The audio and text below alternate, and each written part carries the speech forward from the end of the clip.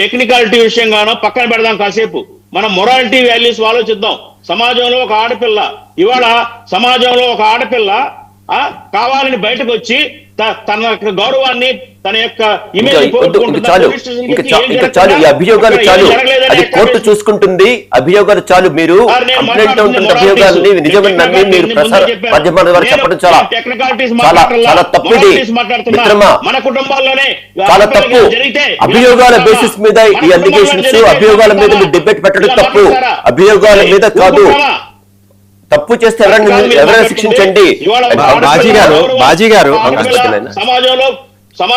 మీ ప్రభుత్వం చేతుల్లో ఉంది.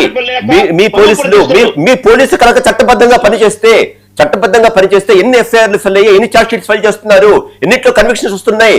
ఎందుకు మీ పోలీసు వ్యవస్థగా పనిచేయట్లేదు? ఈ రాష్ట్రంలో 4% కూడా కన్విక్షన్ లేదు.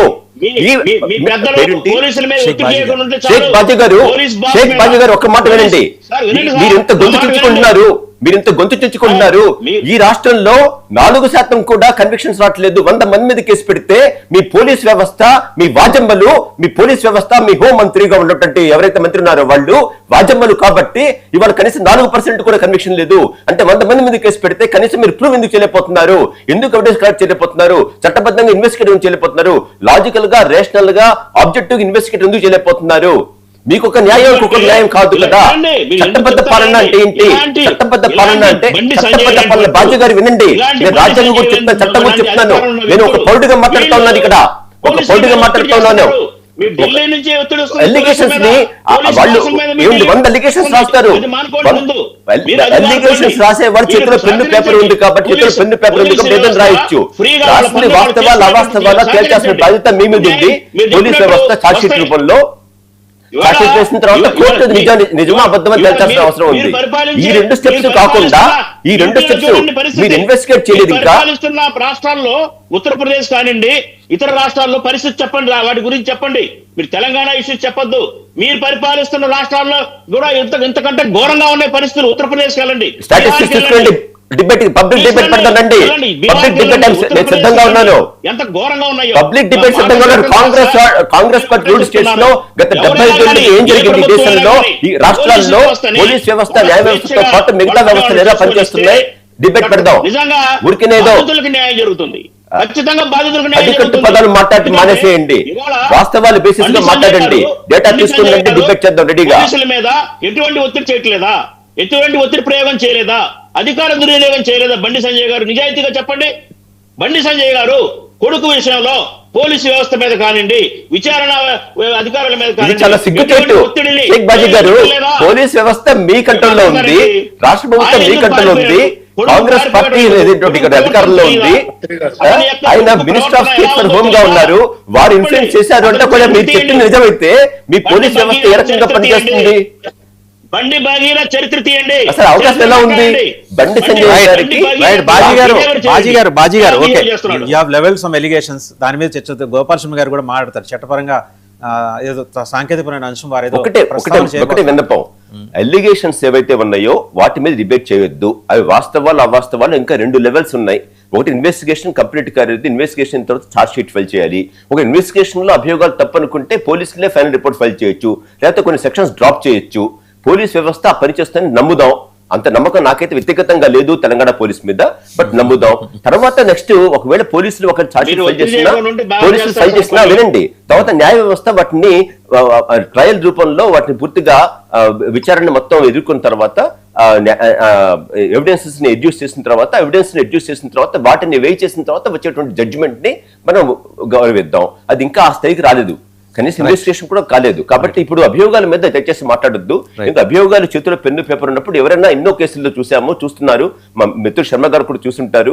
అందుకోసమే మరి కొన్ని 100 కేసులు కనీసం హైకోర్టులో క్రాష్ అవుతా ఉన్నాయి. 482 సిఆర్పిసి, ఎర్లియర్ 482 సిఆర్పిసి కింద ప్రెసెంట్ బిఎన్ఎస్ఎస్ యాక్ట్ కింద ఆ సెక్షన్ రిటైన్ చేశారు పార్లమెంట్ వారు. సేమ్ సెక్షన్ ఏదైతే ఉందో సెక్షన్ నెంబర్ మారింది, కానీ హైకోర్టుకి ఇన్హెరెంట్ పవర్స్ ని ఉంచారు. ఎందుకు అంటే తప్పులు జరిగే అవకాశం ఉంది కాబట్టి వాటి మీద అభియోగాల మీద చర్చ చేయొద్దు దయచేసి. గోపాల్ శర్మ గారు మాట్లాడతారు. గోపాల్ శర్మ గారు, ఇందాక మీరు ఏదో ప్రస్తావన చేద్దాం అనుకున్నారు. అది బాజీ గారు చాలా అంటే ఇద్దరు ఎట్ ఏ టైం మాట్లాడితే ప్రేక్షకులకు ఏమైనా పడుతుందండి. అందరూ చదువుకునే వాళ్ళము, ఎట్ ఎ టైం ఇద్దరు మాట్లాడకుండా ఎవరి పక్షం వాళ్ళు పెడితే తప్పు లేదు. ఒకటి.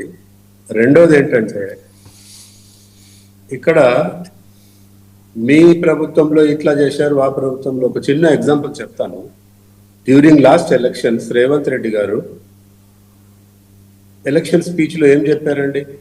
నేను అధికారంలోకి వస్తే ఈ car racing, phone tapping, Kaleshwaram, mission Bhagiratha, mission Kakatiya, గొర్రెల స్కాము, ఇట్లా 100 స్కాములు చదివారు ఆయన రేవంత్ రెడ్డి గారు. ఇప్పుడు ఆయన అధికారంలోకి వచ్చి దాదాపు 2.5 ఏళ్ళు అయిపోయింది. మరి ఒక్క కేసులో అన్న అరెస్ట్ చేశారా? కేటీఆర్ని, కేసీఆర్ని, హరీష్ రావుని చేశారా? ఎందుకండి ఇవన్నీ మాటలు? డబుల్ బెడ్రూమ్ ఇల్లు కట్టిస్తా చంచల్ కూడా జైల్లో అని 100 సభల్లో చెప్పాడు ఆయన. సో ఇక్కడ ఏంటంటే పాలిటిక్స్ లో ఉన్నప్పుడు జాగ్రత్తగా మాట్లాడాలి, జాగ్రత్తగా వ్యవహరించాలి. అంతేగాని ఉన్నది కదా అని బురద జల్లుకోవటము, బురద రాజకీయాలు. వాళ్ళు యాజ్ ఇఫ్ వాళ్ళు ఏం తప్పు చేయనట్టే మాట్లాడుతున్నారు. ఇప్పుడు వాళ్ళ సొంత చెల్లెలు చెప్పింది కదండి మొన్న, ఇదంతా బీఆర్ఎస్ వాళ్ళు చేయటం వల్ల అమ్మాయి విషయం అంతా బయటపడ్డది, విచ్ ఇస్ వెరీ బ్యాడ్ అని చెప్పి సొంత చెల్లెలు కవిత చెప్పింది. ఇక అంతకన్నా ఏం ప్రూఫ్ కావాలా? ఇవన్నీ ఒకటైతే ఆయన ఆర్ఎస్ ప్రవీణ్ కుమార్ గారు ఒక ఐపీఎస్ ఆఫీసర్ ఉండి రిజైన్ చేసి, సరే అది ఆయన ఇష్టం, బట్ ఆయన ఎటువంటి అలిగేషన్స్? ఆయనే కదా టిఆర్ఎస్ పార్టీలో చేరకముందు కేసీఆర్ మీద, కేటీఆర్ మీద, ఫినిక్స్ మీద ఇవన్నీ బినామీ వాళ్లే అని చెప్పటం. సో ఇక్కడ ఒకళ్ళ మీద ఒకళ్ళు బురద చల్లుకోవటం కాదు. ముందు జరగాల్సిందే ఆ అమ్మాయికి న్యాయం చేయాలి. అందరు కూడా సమాజం కానీ, కోర్టులు కానీ నిజంగా మైనర్ అయ్యి ఉంటే న్యాయం జరగాలని నేను కూడా కోరుకుంటున్నా. బీజేపీలో ఉండి చెప్తున్నాను నేను ఈ మాట.